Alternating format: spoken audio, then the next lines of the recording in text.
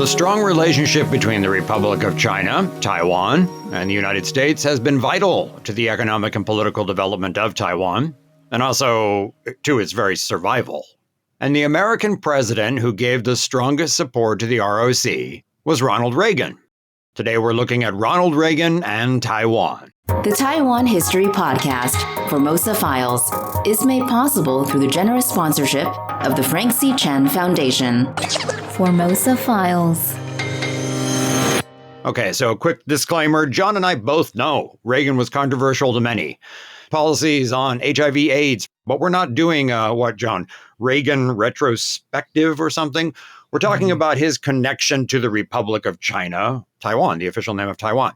So, Ronald Reagan was president of the United States for 2 terms, 1981 to 1989, but his involvement with the ROC started much earlier.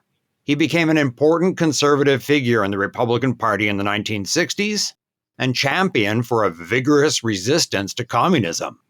Well, more than resisting, he wanted to take the fight to them. And in this fight against communism, he saw the nationalists, the KMT in Taiwan, as friends and allies. Yeah, and he visited Taiwan. Twice, in October 1971 and April 1978. Okay, so that's before his presidency. In 1971, he's visiting as the governor of California. And in 1978... he had finished his second term a few years before, and he visited as a private citizen. Okay, so let's go back to October 1971. It was a big year in Taiwan politics. A bad year. The announcement that Nixon would be traveling to China. Right.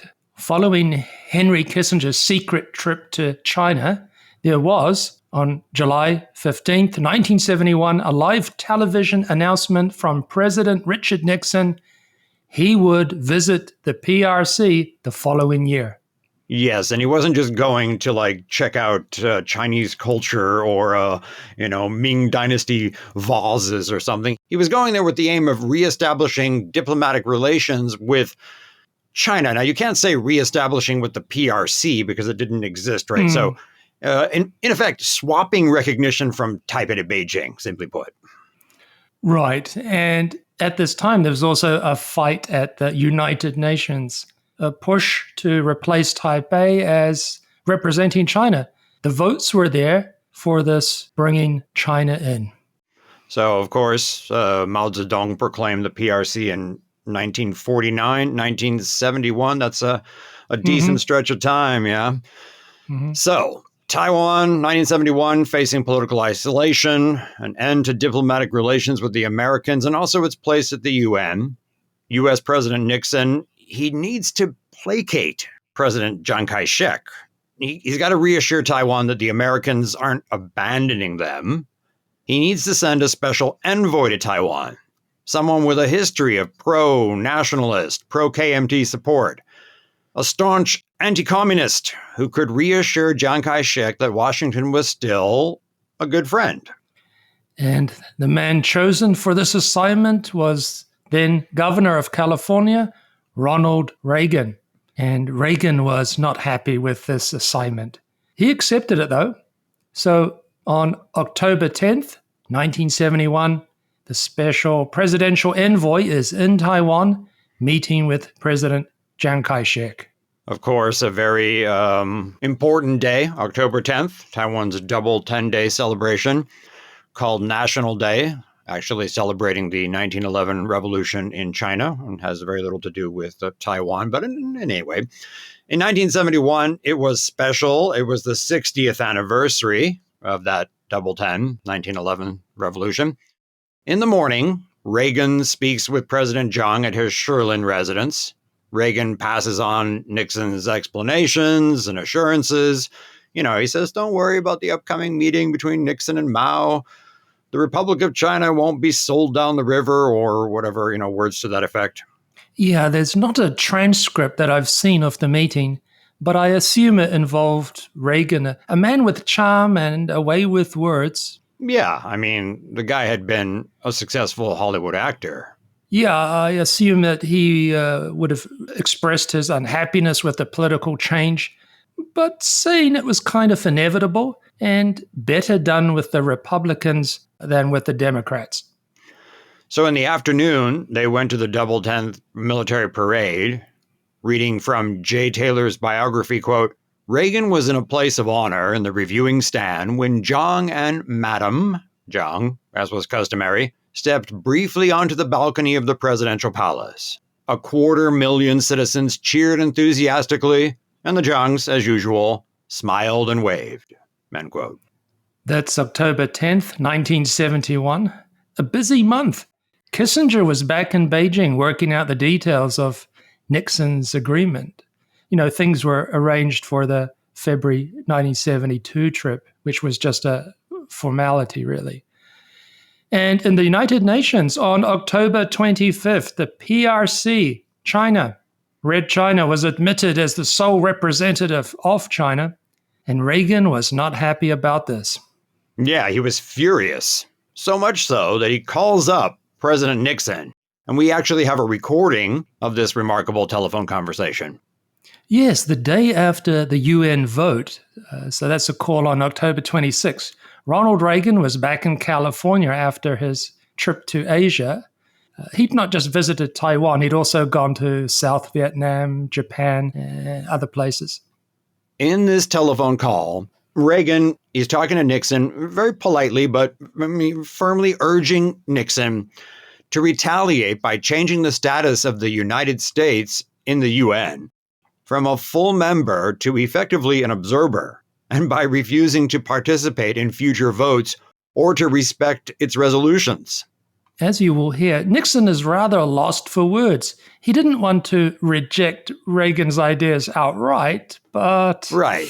Yeah, Reagan was a political star, and Nixon needs his support in the presidential campaign of 72.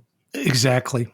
Okay, so we have this recording, and I will put the link for you to listen to the entire thing, but we don't have the downloadable rights, we believe. So John and I are going to read from the manuscript the sections of interest from this October 26th call.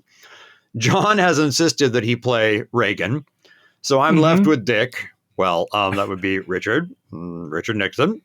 There's a bit of small talk, and then Reagan gets down to his point of the call, his anger over the United Nations expelling the ROC and his idea for retaliation. So once again, John is Ronald Reagan. I am Richard Nixon. Well, Mr. President, the reason I called was, I know it's not easy to give a suggestion or advice to the President of the United States, but I just feel so strongly that we can't. And in view of 72, we can't just sit and take this and continue as if nothing had happened. And I had a suggestion for an action that I'd like to be so presumptuous as to suggest. My every instinct says, get the hell out of that kangaroo court and let it sink. But I know that would be extremely difficult and not the thing to do. But it has occurred to me that the United States, the people I just know are, first of all, they don't like the UN to begin with. That's right. And it seemed to me that if you brought Mr. Bush back to Washington and let them sweat for about 24 hours as to what you were thinking of, and then if you went on television to the people of the United States and said that Mr. Bush was going back to the UN to participate in debate and discussions, to present our views and so forth, but we would not participate in any votes, that the United States would not vote and would not be bound by the votes of the UN, because it is a debating society. You don't have to say that, but it is. Well, yes. A debating society. And so we'd be there, our presence would be there, but we would just not participate in their votes. I think it would put those bums in the perspective they belong. It sure would, yeah. I think it would make a hell of a campaign issue. Well, we've been trying to think here about what the reaction would be. Yeah, well, let me give some thought to the whole thing. It's a tough one, as you're well aware. We got some fish to fry on India-Pakistan. We're trying to avoid a war there, and the UN may have to play some damn role there. we don't want to get involved. Well, I just felt I had to make this suggestion. I know, and I appreciate it. Okay, so one more time just to clarify. That was Reagan as John, or John as Reagan. Sorry for the, yes, just sorry. And I'm sorry too. So Reagan was angry at the United Nations for replacing Taiwan with China and suggesting the U.S. withdraw from an active role in the United Nations. This is pretty serious stuff. So you can see why Nixon's going, "Arr, arr, arr." So anyway, the telephone conversation soon turns to Reagan's meeting with Chiang Kai-shek. Yes, called him, quote, the last of the big four. Okay, so the other three of that big four would be Roosevelt, Churchill, and Stalin. Okay, John, let's get back to the dialogue. The last of the big four, the old boy. We had a wonderful audience with him while we were there. Yeah. Spoke for an hour.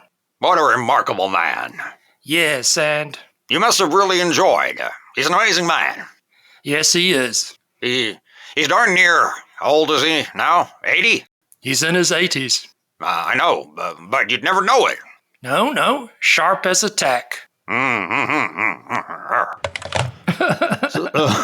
Is that a pirate or a President Nixon? It was President Nixon as a pirate, perhaps.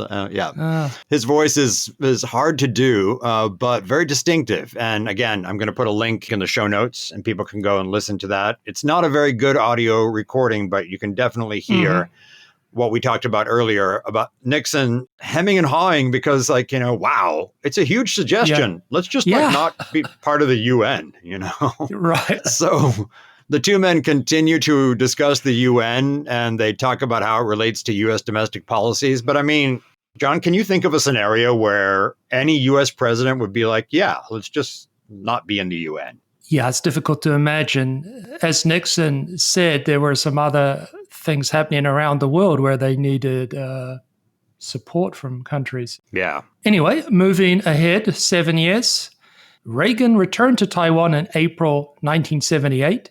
He's here as a private citizen. Reagan often gave radio addresses, and in one of them, he discussed his trip to Taiwan. Yes, and for this one, we have some very clear audio for you. So, this is Ronald Reagan. We flew to Taiwan from Tokyo in a China Airlines plane, and that in itself was an advertisement of what was to come. Taipei is a modern, prosperous city complete with luxury hotels, smart shops, and congested rush-hour traffic. Industries flourish and exports are counted in the billions of dollars. In fact, like Japan, Taiwan has a surplus in its balance of trade with us, and recently sent a trade mission to the United States to buy more than $250 million worth of American products to reduce the imbalance. Another such mission is planned soon and for the same reason, to be helpful to us. There were meetings with the foreign minister, the Minister of Economic Affairs, and a dinner given by the President of the Republic. Always there was an undercurrent of concern about what U.S. foreign policy really is. But also there was a feeling of pride and confidence in their own capability. They reminded this American of a quality we once had and which I hope we haven't completely lost. I renewed acquaintance with President Chiang Ching-kuo, son of the late Generalissimo Chiang Kai-shek. He's a remarkable leader dedicated to the welfare of his people. So in that last bit, he talks about Premier Chiang, soon to be president, son of the late Generalissimo Chiang Kai-shek. So that's that in-between presidency time of Yan Jiagan, the president of the Republic of China, for 3 years following the death of Chiang Kai-shek in 1975. We did an episode on him a couple seasons back. Yes, so son of the Generalissimo, CCK, was premier when Reagan visited, but would be president a month after Reagan's visit. Okay, and check this out. My hometown of Kaohsiung gets an unnamed mention by Reagan in this broadcast. We visited a modern steel plant adjacent to a new shipyard, fully automated and capable of building the largest supertankers. The average age of the workers was 27 in the shipyard and 29 in the steel mill. They were recruited from local high schools, given 2 years training by the companies, and provided with new housing and recreational facilities. Incidentally, all students in Taiwan start learning English in 7th grade. So the China Steel Mill is in Kaohsiung, and the shipyard too. China Shipbuilding Corporation. They were part of the 10 major construction projects of the 1970s. But there's no mention, unnamed or otherwise, of my city of Jai. Are you feeling sad they didn't stop for some turkey rice? But, they did fly over your hometown. Thank you. Or your adopted hometown. They followed the route of the new North-South Highway, another of those 10 projects. And Reagan actually said, that would make any... Oh, wait, that's Nixon. That's Reagan Nixon. actually said, that would make any California motorist feel right at home. Within a year of Reagan's second trip, President Carter would switch diplomatic relations from Taipei to Beijing. The announcement was on December 15, and the switch took place about 2 weeks later, January 1st, 1979. Reagan was angry and had plenty to say about it. He hit the airwaves and said, quote, "They had everything to gain by recognition. We gained virtually nothing we didn't already have," end quote. Today, I'd like to talk a little more about the normalization of relations with Red China and what it means. In Mr. Carter's announcement December 15th that we were establishing diplomatic relations with the People's Republic of China on the mainland, the implication was given that this was somehow a breakthrough, the result of successful negotiations. This is a little less than accurate.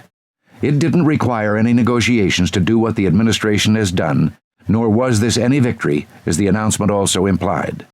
The breakthrough the President announced on December 15th was, as I said earlier, not a breakthrough at all. We simply gave in to Peking's demands. This could have been done any time in the last 6 or 7 years, whenever we were willing to throw a loyal ally overboard. During those years, poll after poll showed that while 3/4 of the American people wanted better relations with the mainland, 3/4 of them did not want to do this by dumping Taiwan. Now, I believe there are things the Congress can do to lessen the damage that has been done, and I'll talk about this on the next broadcast. But one thing cannot be changed.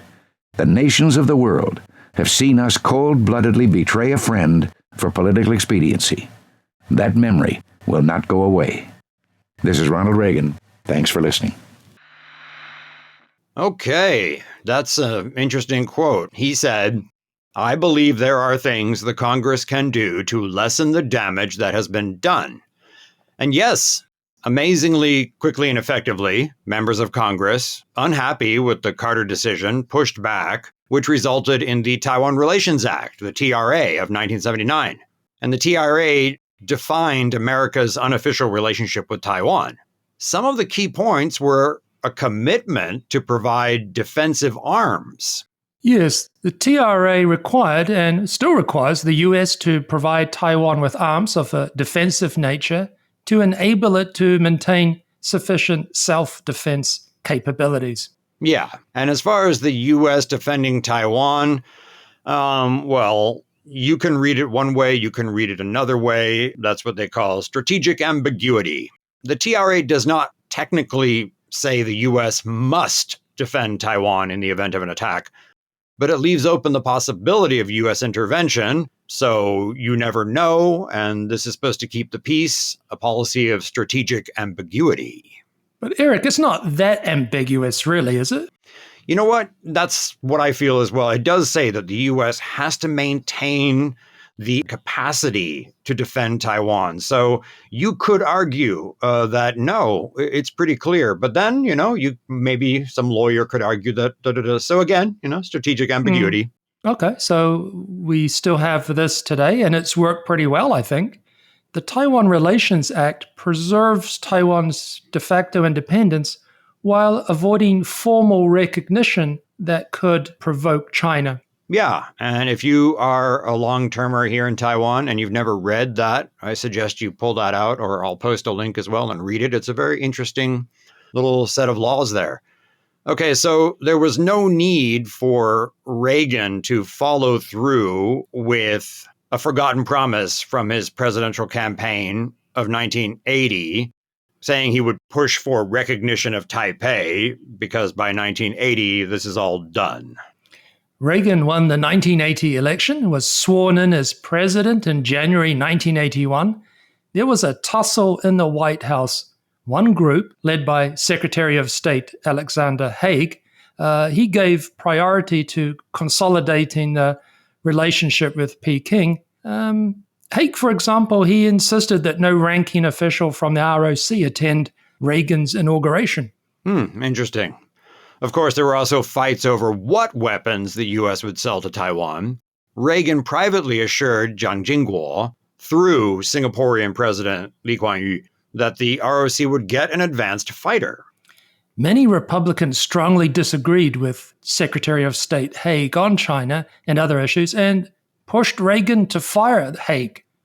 Which worked. Yeah, June 82, Haig resigned. The next month, Reagan issued the 6 assurances reaffirming support for Taiwan. And part of that support was weapons sales, including help developing a fighter plane, the IDF, or Indigenous Defense Fighter, unfortunately also named the F-CK-1 Jingguo.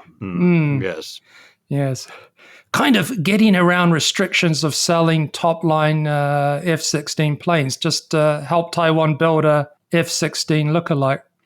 So despite the Reagan administration being supportive of arms sales, when it came to that most deadly of weapons, atomic weapons, they were, let's say, less supportive. They shut down Taiwan's secret nuclear weapons program in 1988, shortly after the death of CCK. But we've jumped ahead. Another big year was 1984. We've briefly mentioned before the 1984 Henry Liu murder case. It really was something. Yes. Henry Liu was a Taiwanese-American writer and journalist. And when I say Taiwanese in this case, ROC, he was actually born in China. So on the morning of the 15th of October, 1984, Liu was shot to death in his garage at his home in California. The assassination had been planned by the leader of Taiwan's Bamboo Union Triad. Those are gangsters. And it was carried out by 2 Bamboo Union gangster members. Yeah, but further up the food chain, this request came from the head of the KMT's Military Intelligence Bureau. They'd requested that this pesky writer be given a lesson after writing articles critical of the KMT government and writing a gossipy biography of Chiang Ching-kuo. Do you think it was a definite death sentence, or were they maybe supposed to be a little bit less fatal? Yeah, that's a good point. I'll need to do some research. It seems that this has happened quite a few times in Taiwan history, where they use the gangsters and we're not sure as to what the actual order was. Yeah, euphemisms, right? If you told someone, go scare them to death. Yeah, not good. But anyway, we will do a whole episode on the Henry Liu assassination because it's fascinating. But for now, suffice it to say, it had a significant negative impact on relations between the Republic of China, Taiwan, and the U.S. Yeah, no kidding. The killing of a U.S. citizen on American soil by agents, or at least gangster proxies, of Taiwan's military intelligence. This caused outrage and a lot of diplomatic tensions. The U.S. was deeply alarmed by the idea that Taiwan's government had carried out an assassination within America's borders. It also highlighted the authoritarian practices of Taiwan's ruling Kuomintang, also the KMT's connection to criminal gangs, and it gave credence to claims by Taiwan's dissidents, both at home and abroad, that the KMT was ruthless and, Yeah, not a good image. But pro-Taiwan Republicans and the KMT were rather keen to move forward and forget the Liu case, and there was a way to mend the relationship. A sweetener in the form of a financial contribution. A red envelope. Yeah. One day, the ROC representative in Washington, D.C., Fred Chen, received an unusual guest, Colonel Oliver North. Oh, Colonel Oliver North, a name made famous by the Iran-Contra scandal. Yes, before that broke, and this was a side part of it, we have Colonel North looking for funding for right-wing Contra rebels fighting the leftist Sandinista government in Nicaragua. This is part of Reagan's war on communism in Central America, of course. The U.S. Congress had banned military support to the Contras. So North, kind of hints that Taiwan maybe could put some money in the donation box, contribute maybe $1 million. That would be greatly appreciated. The U.S. is asking the KMT government of Taiwan to make an under-the-table payment for covert military operations. Yeah, under the table, secret and illegal, and it's deliberately contravening what Congress said, a covert program and a deadly program at that. Yeah, Taiwan had diplomatic relations with many Central American nations. I'm not sure about Nicaragua. Yeah, actually, Nicaragua only switched back in 2021 to Beijing. Ching-kuo was happy to do the Americans and Reagan a favor, and the payment went through a KMT front organization called the World Anti-Communist League. Payment was made to Colonel Oliver North's secret Swiss bank account. And that scandal later, of course, almost toppled Reagan's presidency. Yes. Well, John, can you find something slightly more uplifting to end this podcast on than illegal funding? Okay, sure. A largely underappreciated success of the Reagan presidency was Japan's military. He strengthened the U.S.-Japan alliance, and he successfully pushed for a more modern, larger Japanese defense force. And much of this push was done privately, diplomatically, so as not to cause embarrassment or waves. Yeah, you are very right. And I will also put in the show notes some information on this. People might be surprised at what Japan has under the hood, so to speak. Mm-hmm. All right. Thanks for listening to Formosa Files. Please do give us, thumbs up or subscriptions or stars or whatever it is you're supposed to do. Go to our Instagram, Facebook, TikTok. Oh, I don't. Do we have TikTok? Anyway. No, don't debase ourselves. That's a step too far. No Chi-Com TikTok on my watch, especially after we're doing a Ronald Reagan episode. Yeah, fair enough. I'm Eric Michael Smith. Thanks for listening. I'm John Ross. Bye.